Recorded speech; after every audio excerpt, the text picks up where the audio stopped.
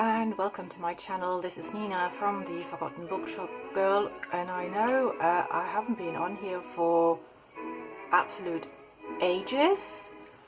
Yeah, so I'm sorry for that. Yeah, obviously because of the COVID-19 pandemic, you know, I think everybody's situation has changed quite drastically, and I wasn't able to do any of my courses that I normally run, so I had to very quickly find a job so I can obviously pay the bills, and I'm sure that a lot of you might have been in the same position or in a similar position. So yeah, so that was one of the reasons, and also I fortunately I found something, and I'm really happy and just so grateful for that. But anyway, it's not as if I'd before that been able to do regular videos. It's just to kind of also I don't know, like a quick update on what's been happening. Apart from that, everything is well at our end of things, and yeah, so everything is fine. But now let's get started. What I would like to do in this video is show you how I made these little shadow boxes. They are still part of my kind of trying to restructure the home environment. If some of you have watched my kind of Amelie series, which I started, I don't know, about a year ago, and I haven't given up on that. It's just I always find that so many things happen that I never have time for everything, and then obviously the more important things have to be dealt with first. But I kind of revisited that partly because, you know, having to stay at home more, which didn't mean that I had kind of like more time at my hands, because I'm, you know, I'm self-employed, and the new job I can do that from home as well. But I think it made it even more important to me that, you know, my home is really a place that I feel it kind of like looks and feels the way I want it to be. So I've been looking back into this, and I've been I went onto Pinterest a lot to just get some ideas, and I noticed that I really liked those first of all, like walls covered in art, and all these vintage specimen boxes, and I've got this whole other project that I have started, and that kind of just ties into it and gave me an idea. But I thought, I haven't got the money to get some real vintage shadow boxes, so how can I make some myself? And that kind of like, I thought about making my own boxes, and obviously that would have worked, but I don't know, I've been collecting like little boxes, kind of just, you know, like these, for a different project, and then it suddenly occurred to me, look, I've already got boxes, could I maybe use these to make a shadow box, and also kind of to experiment with my whole idea of these shadow boxes to see if I actually like them. This has been made from an ibuprofen box, or paracetamol, anyway, one of those little boxes, and this was one of these stock cube boxes. Yeah, and I have to say, I really love my little boxes, and I feel this works really well.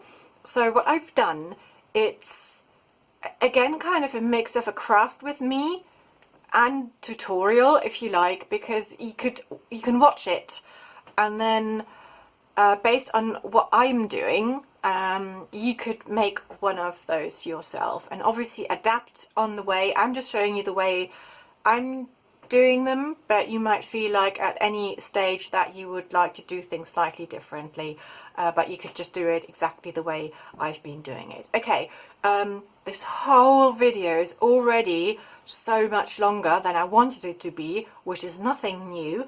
So next I'm going to talk about all the tools and materials I've been using, and then we'll go straight into the making of the boxes.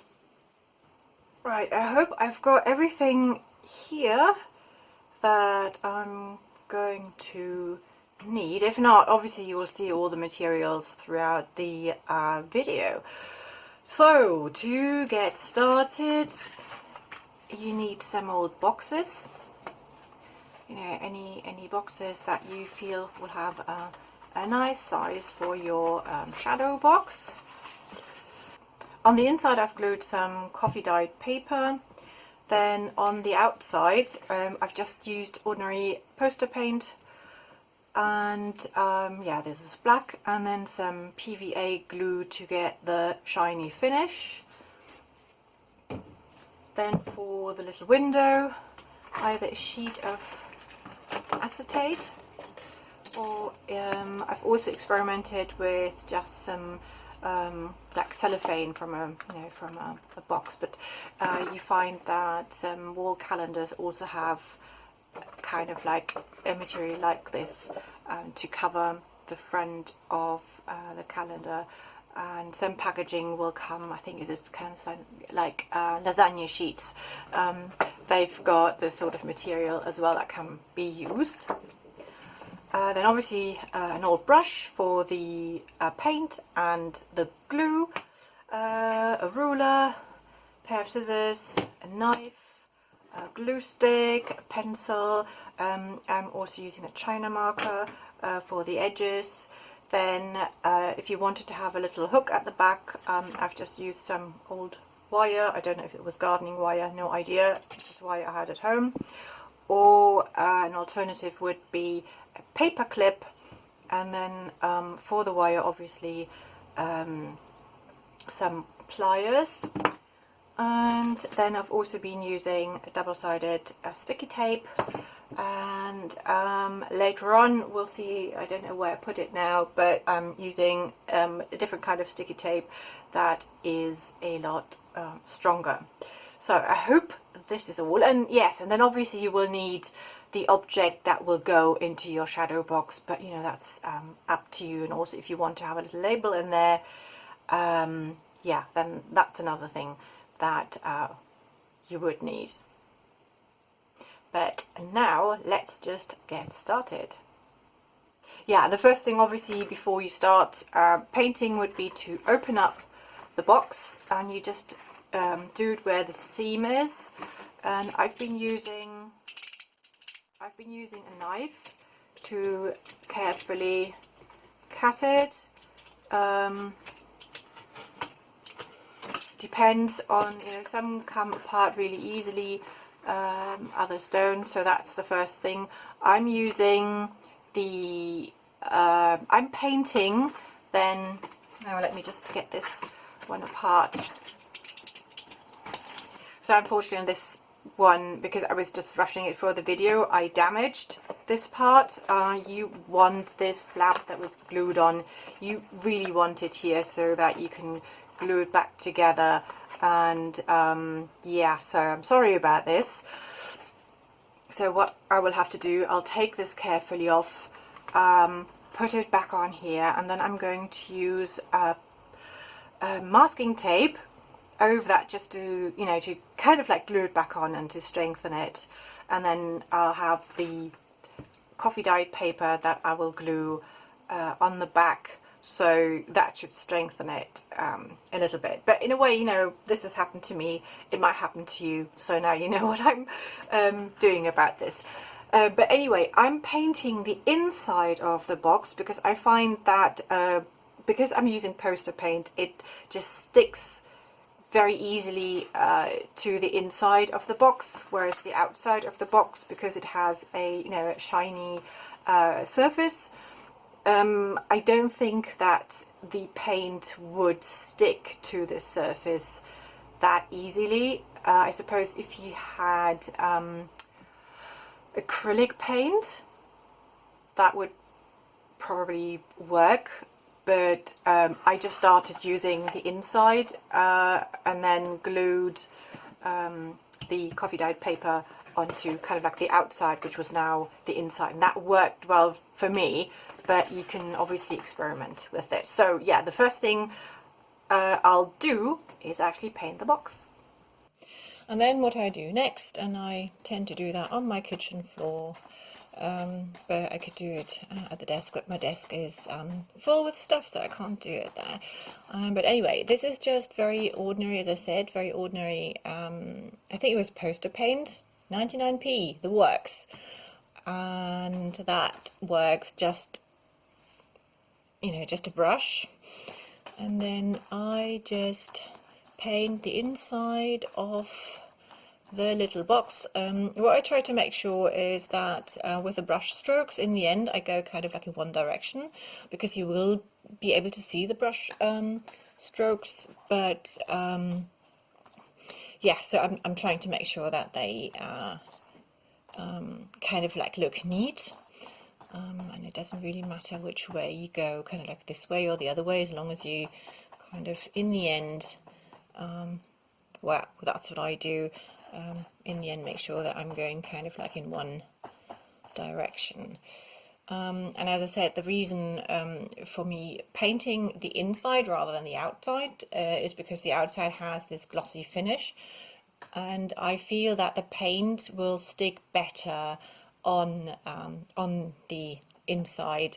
And I haven't experimented with the outside. I suppose if you've got different paint, it might actually work, it might not come off, but I just have really good results. It's really easy, so that's the way I do it.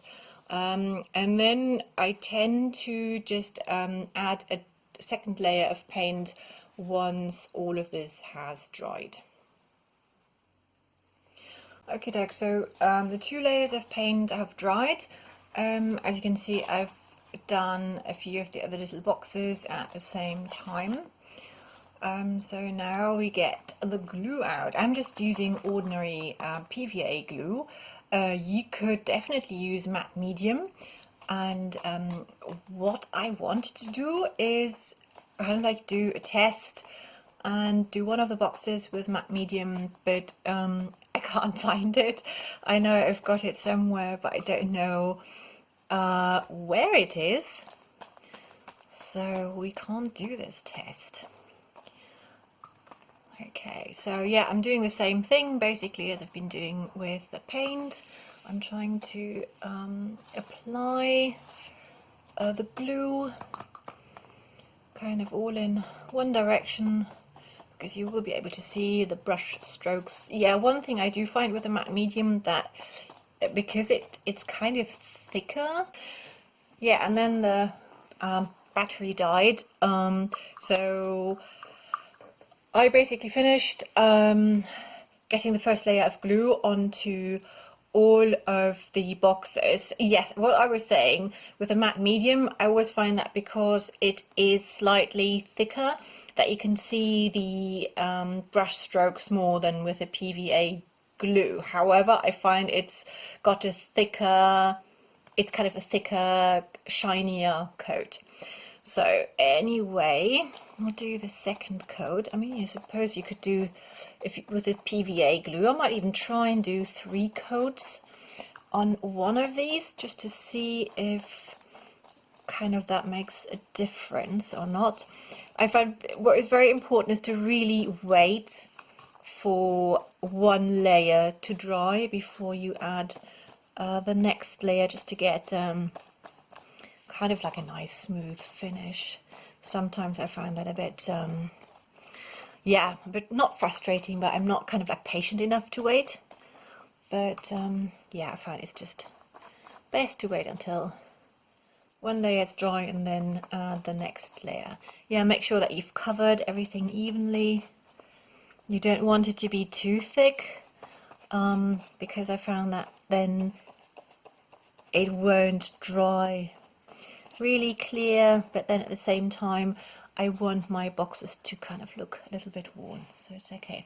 Right, so we'll wait for this layer to dry and then I'll do the inside of the box. So back at the messy table, and so once I've got my box painted and I've got the however many layers of PVA glue I want to have on top. The next thing I'm doing is gluing some coffee dyed paper on the inside of the box. I know it's the outside, but it's now the inside of my box. So it's going to look like this, and actually, you know, this is super easy because all I'm doing, I'm using let's use the one I've been using before. So I'm just using a glue stick, but I just generally find I prefer glue sticks to using PVA glue or any other glue, because it's just so easy. You just open the glue stick and you use it, rather than having to find a container and a brush and having to rinse the brush, and then PVA glue takes so much longer to dry, blah blah blah. So anyway, okay, so I've applied glue to the whole surface, and then I should have done that earlier just to see. Yeah, obviously I want to try and make the most of the paper. I'm just sticking it on here, and then I'll occasionally use my bone folder to just make sure that, you know, the paper is all nicely attached to the surface. And then I'll tend to just stick those under, either under my cutting mat. You can see another bit peeking out that I've put underneath, or I'll just put it under some heavy books. So I'll do that with this one. And yeah, and then once it has dried, the next step is obviously cutting around the edges. I do kind of a mix of using a pair of scissors and also using my my knife and a ruler. So I usually use the knife and ruler on the longer straight edges. So I'll just line it up with the edge, and then I'll cut along there. I'll probably do that here as well, and apart from that, I'll just get the scissors out very quickly and just cut. So I feel that my phone is having a battery problem, because the battery just died on me while I was filming that other part. So yeah, that's not good. I've got it attached to the charger now, so hopefully that should work. Anyway, once I've cut it all out, what I like to do is use a China marker, but I suppose you could use, I don't know, like a Sharpie or yeah, anything else that would work, and just go along the edges, just because you can see that compared to the black, obviously they stand out because they're not black. So I just do that because I feel it makes a nicer finish to the whole box. I need to glue this corner again. I can do that in a minute. Yeah, so I'll just go around all the edges, and once I've done that, I have to kind of refold the box. Do that carefully, and yeah, and I tend to do that before I cut the little window into the kind of the top side of my box, because obviously once you've got the window in there, that side will be a little bit less stable. I'm sure you can still do it, it's just the way I started doing it. So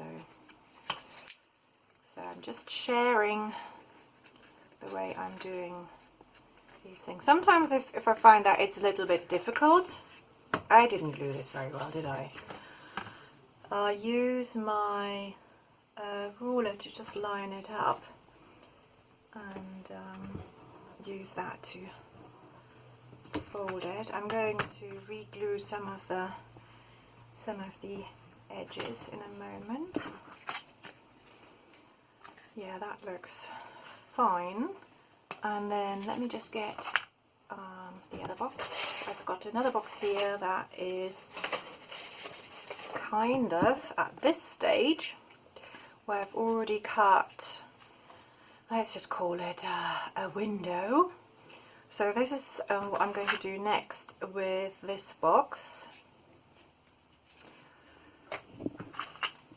I might just quickly, I think I'll just quickly pause this and I'll finish all the edges, and I'm going to re-glue all the parts that want to come off, and then I'll show you how I measure and do the little window.